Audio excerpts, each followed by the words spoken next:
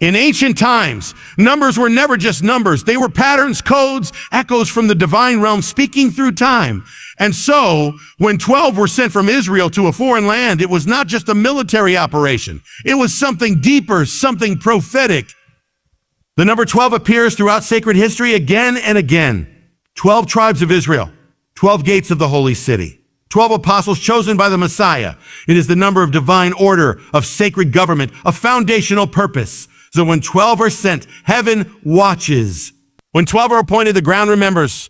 And yet in every story of 12, there is always a fracture, always a falling away, always a breach in the circle.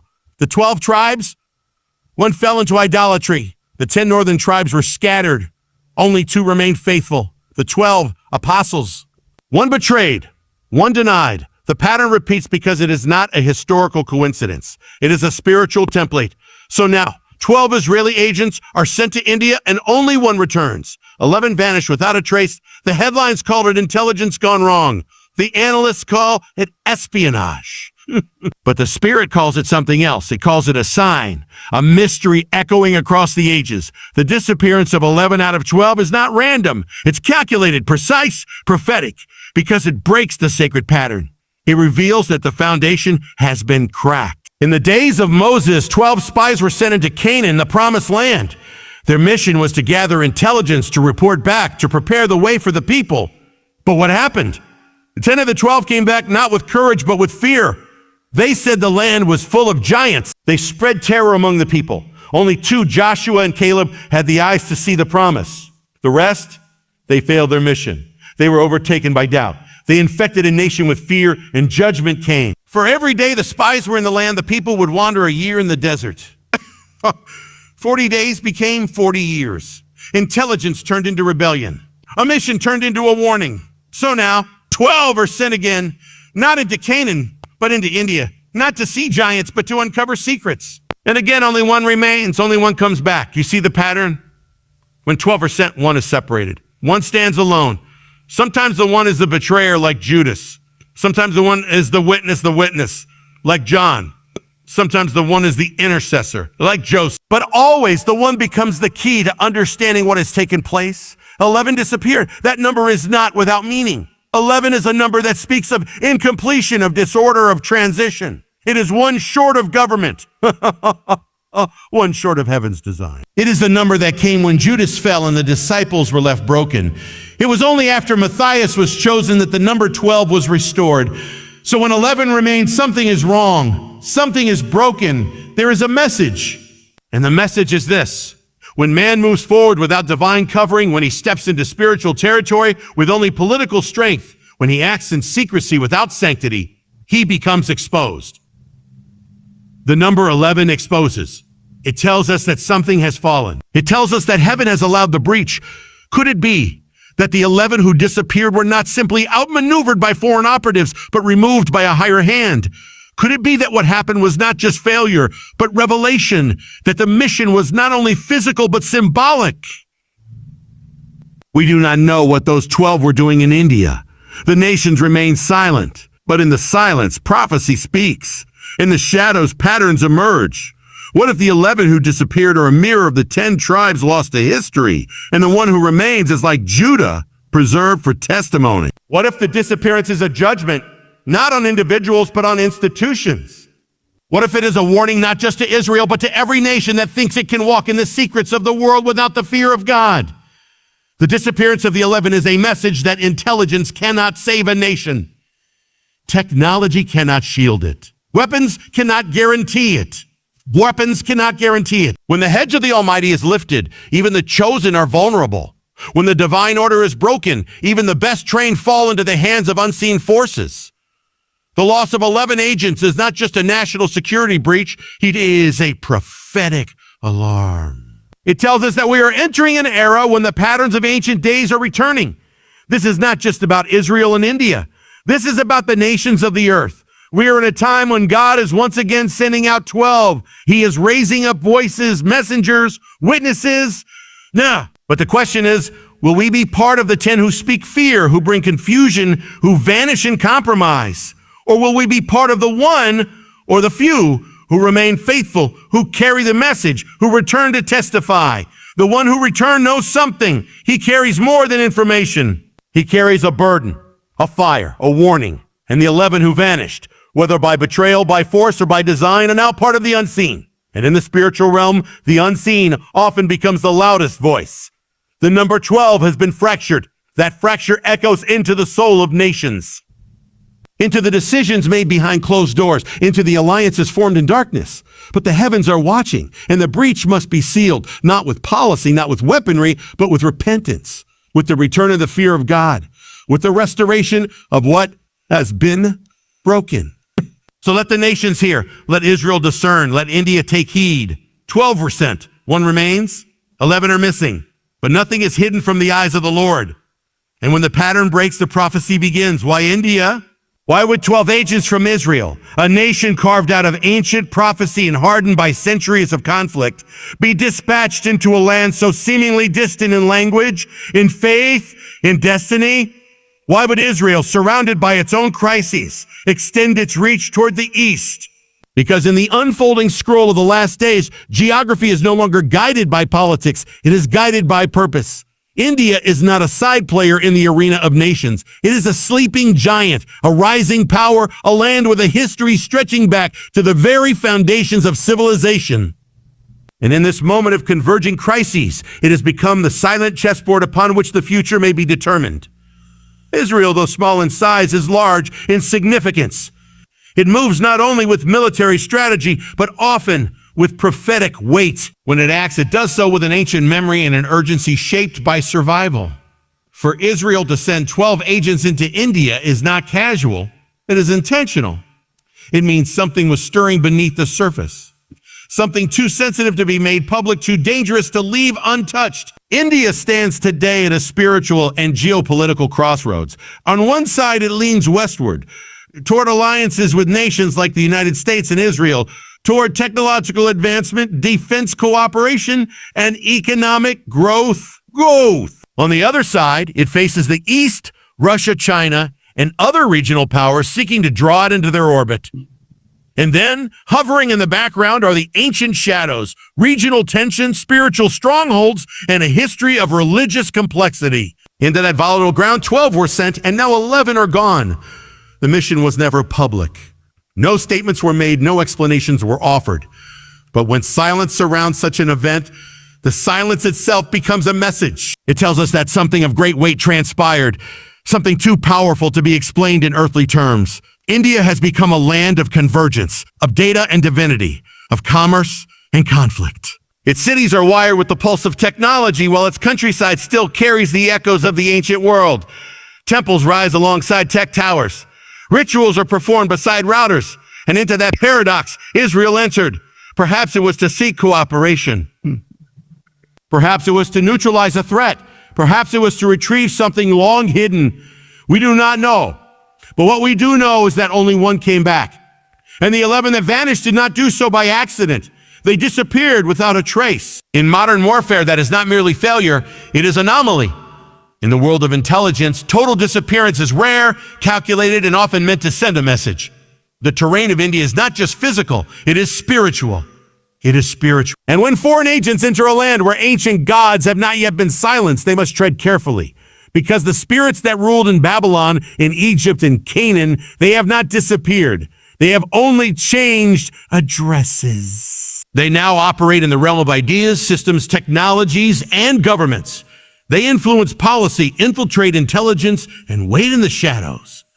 And when 12 were sent, those ancient powers noticed.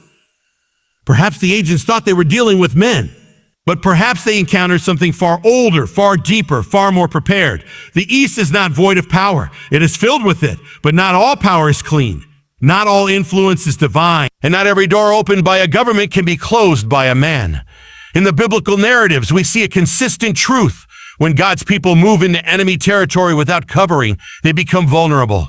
When Israel fought Ai without first repenting of sin, it lost the battle. When the sons of Sceva tried to cast out demons in the name of a power they did not truly know, they were overpowered and shamed. There is a principle at work. One must never walk into a place of battle unless the Spirit has gone before. Were these agents sent with strategic brilliance but spiritual blindness? Did they walk into territory without discernment? Or was it something else entirely? Were they sent precisely because something ancient had awakened? There are stories hidden deep in classified files and whispered in diplomatic corridors of technologies being pursued that should never be touched, of weapons capable of shifting the balance of power, not just among nations, but among dimensions, of ancient texts, ancient energies, ancient entities that modern minds seek to control. Perhaps India holds a key, perhaps Israel sought to retrieve it, or perhaps the agents themselves were the key, and someone or something sought to take them. In this era, wars are no longer declared. They are leaked, they are hacked, they are triggered by whispers in underground bunkers or boardroom meetings, and so India, with its vast population, rising influence, and spiritual inheritance, has become the silent center of this new war. Not a war of guns, but of gates. Not a war of soldiers, but of thresholds. And Israel, whose destiny is intertwined with the prophetic unfolding of history, cannot remain distant. The alliance between Israel and India is not just strategic, it is symbolic. One represents the covenant people of the West, the other the ancient soul of the East. When they come together, a shift occurs. And when such a bond is tested, when agents disappear without a trace, it tells us that the enemy is watching. The stakes are higher than headlines will ever report. The powers involved are greater than any general will admit.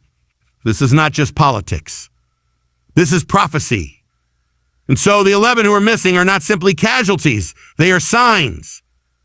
Signs that we are entering a new phase. That the battle is not only physical, it is spiritual. That alliance is formed in silence will be tested in shadows. That the land of India, with its billion souls and millennia of memory, has become a stage upon which ancient destinies will now collide with modern plans. And Israel, the nation forged in fire and sustained by covenant, has now placed its footprint there, not with tanks, but with 12. And 11 are gone. And the one who returns may carry the truth. But whether the nations will listen is another matter. For the silence of India is not emptiness. It is anticipation. The ground is waiting. The heavens are watching. And the chessboard has already begun to shift. In every prophetic unfolding, there is a shadow that moves ahead of the judgment. A quiet spirit that stalks the halls of power, not with chaos at first, but with subtle erosion. It begins with compromise, then deception, then betrayal. This is the spirit that took root in the garden when trust was traded for the illusion of power. This is the spirit that whispered into the heart of Judas, not as a roar, but as a suggestion. And when we speak of 12 being sent and only one returning, the question must be asked, not only what happened to the 11, but what moved among them before they vanished. In ancient Israel, 12 spies were sent into the land. 10 came back with fear, only 2 stood firm.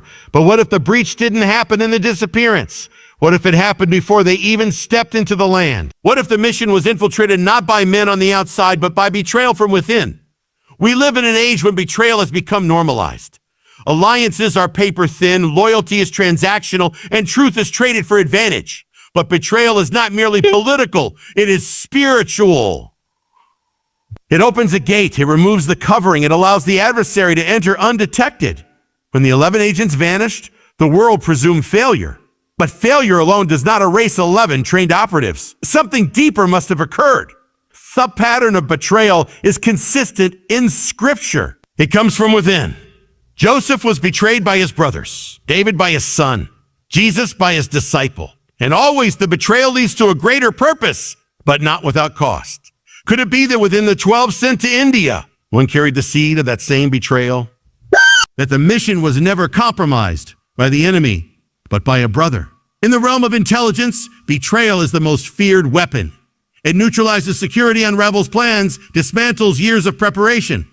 But in the prophetic realm, betrayal carries a spiritual weight. It does not merely change outcomes, it signals judgment. In the days of Jeremiah, the leaders of Jerusalem trusted in their alliances. They believed Egypt would protect them.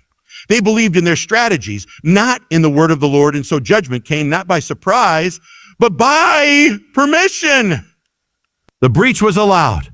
The wall was opened, and the enemy came not just through gates of stone, but through gates of sin. When the agents disappeared, it was not merely a tactical event. It was a sign that something had been allowed. A spiritual door had opened. The possibility of betrayal raises questions about the mission itself. What were they pursuing? What did they carry? Was there something within their possession, technology, data, or spiritual insight that threatened a deeper plan? And if so, who would benefit from their disappearance? Only the adversary, only the force that moves across the nation seeking to delay, to distort, to destroy. The disappearance of the 11 was not random. It was strategic. It carried weight. It echoed of old betrayals, of Delilah deceiving Samson, of Absalom stealing the hearts of the people, of Judas in the garden. Always betrayal has consequences, and those consequences ripple beyond the betrayer. They affect the mission. They affect the people. They invite judgment. But there is another layer. In the biblical pattern, betrayal often precedes judgment, but it also precedes revelation. When Judas betrayed the Son, it led to the crucifixion, but also the resurrection. When Joseph was betrayed, it led to slavery, but also to the saving of nations. Could it be that this betrayal, if it occurred, will also lead to something greater? That even in the loss, even in the silence, there is a preparation for revelation? We do not know the name of the one who returned, but we know that one always remains, one who carries the story, one who becomes the witness. In the days of the prophets, the remnant always carried the truth. Elijah believed he was alone, but God had preserved 7,000. Isaiah saw judgment coming, but also a shoot from the stump. Always there is a remnant. And perhaps the one who returned is not just a survivor. He is a remnant, a carrier of what was lost, a vessel of the message. And his survival is not by accident. It is by design. In every prophetic crisis, there is a voice preserved. A Daniel in Babylon, a Joseph in Egypt, a John on Patmos. The one who remains is often the one who will reveal what has been hidden. He may not be permitted to speak yet. He may be bound by oath or by fear, but in time, the truth will emerge, and the spirit of betrayal will be exposed. It always is. For a time, it hides, it whispers, it moves in the dark, but the light always breaks through. The enemy may silence 11, but he cannot silence the truth. And in the end, the betrayal that brought down a mission may become the very thing that ignites a greater purpose, that calls a nation to repentance, that warns the world of what lies ahead. The 11 are gone, but their silence now speaks louder than words. Their disappearance is not just a mystery, it is a mirror. It reflects back to us the state of the nations, the state of the spirit, the state of our alliances. Have we allowed the spirit of betrayal into our gates? Have we trusted in strategies more than in sanctity? Have we sent our sons into danger without the covering of the Most High? These are not political questions. They are spiritual alarms. The loss of the 11 must shake us. It must awaken us. Because if it does not, the next disappearance will not be limited to agents. It will be entire nations, entire freedoms, entire foundations. The one who returned may yet speak, but until he does, the church must discern, the nations must watch, and the people must prepare. For the spirit of betrayal walks again, and judgment is never far behind. One returned. Out of 12, only one came back. The world may call him a survivor, an agent who witnessed, but in the realm of prophecy, he is more than that. He is a remnant. The last thread of a mission now shrouded in silence. Fall. When God moves, he often moves with remnants. Noah was one among many, yet the one chosen to carry the future. Joseph was one among 12, yet the one sent ahead to preserve life. Daniel was one among thousands, yet the one kept in Babylon to reveal mystery. And now in this unfolding mystery, we see a single man return from the shadows of India, while 11 vanish without a trace. What he carries is not just classified intelligence or geopolitical insight. What he carries is a message, a sign, a burden from beyond the physical realm. He is not simply an agent of a nation. He is a vessel of warning. In every divine pattern, God preserves a witness, one who remains not for their own sake, but for the sake of others, one who survives not by skill alone, but by the sovereignty of heaven. The fact that one returned is not incidental. It is intentional. It is divine, for the voice of the remnant speaks louder than the multitudes. The silence of the 11 cries out for justice, but the presence of the one cries out for revelation. What did he see? What did he encounter? What force moved in that land that silenced his brothers but spared him? Perhaps he doesn't even know yet. Perhaps his survival is the beginning of a process, not the end of a mission. But the eyes of heaven are upon him, and the message he carries may shake the foundations of nations if revealed. In Scripture, the one who remains is often misunderstood, often hidden. Joseph was sold and forgotten before he rose to power. Elijah fled to the wilderness before he stood on Mount Carmel. John was exiled to an island before he saw the revelation. So this one too may now walk in silence. He may carry wounds unseen. He may be watched, monitored, doubted. But the truth he carries cannot be suppressed forever. When the time comes, he will speak. And when he does, the world must be ready to hear, because his words will not be filtered by politics or policy. They will come with the weight of 11 shadows, 11 voids, 11 vanished voices echoing through him. There is something sacred about the one who returns. In Hebrew thought, the remnant is not merely the leftovers. It is the chosen, the refined, the tested. It is what remains after the fire has passed, and fire did pass through this mission. Whether literal or spiritual, something consumed what was once whole, and the one who remains walked through that fire, perhaps not unscathed, but alive. And in that survival, he bears a responsibility to tell the truth, to warn the complacent, to awaken the sleeping, to stir the nations. The one who returned is not just a man, he is a symbol, a living prophecy, a testimony that even in the collapse of the known, God preserves what is needed for the next chapter. But will he speak? Will he be permitted to? Or will the powers that govern silence him? Will they redact the truth, spin the story, suppress the testimony? In the days of old, prophets were often bound. Jeremiah was thrown into a pit. Daniel was thrown into a lion's den. Paul was chained. John was exiled. The testimony of one has always been a threat to the systems of many. And so it may be again. The one who returned will face resistance from within and from without. He will be told to stay silent, to protect the mission, to honor the system. But the burden within him will not rest. Because when a man walks through a place where 11 fall and he alone stands, he is marked, not just by the enemy, but by heaven. He may dream at night of what he saw. He may see faces he cannot forget. He may hear words he cannot explain. Because what he witnessed was not just tactical, it was spiritual. What happened in India was not just an operation gone wrong. It was a confrontation between light and shadow. And those who understand such things know that when the realm of the unseen touches the world of the seen, there are always survivors who carry more than scars. They carry revelations. The one who returned may one day write what he saw. He may one day speak it aloud. And when he does, it will not be a political report. It will be a prophetic cry, a call to prepare, a warning to discern, a signal to the nations. For the remnant does not return to comfort. He returns to confront. He does not come back to forget. He comes back to remember, to testify, to shout what others wish to bury. And if he is faithful to that calling, he will become more than an agent. He will become a voice in the wilderness, a forerunner of what is to come. And the nations must listen, because what happened in India is not an isolated event. It is the beginning of a pattern, a shift in the balance, a breach in the wall. If 11 can vanish without a trace, then no nation is secure. No alliance is immune. No system is untouchable. The world is entering an era where the unseen will begin to manifest, where what was once speculation will become reality, where spiritual battles will erupt into geopolitical consequences. The one who returned may not yet understand the fullness of what he carries, but he will. Whoa! And when he does, his obedience will determine whether the warning reaches those who need to hear it. The fate of 11 rests not only in the past, but in the voice of the one. And his voice may very well be the trumpet that sounds before the next shaking.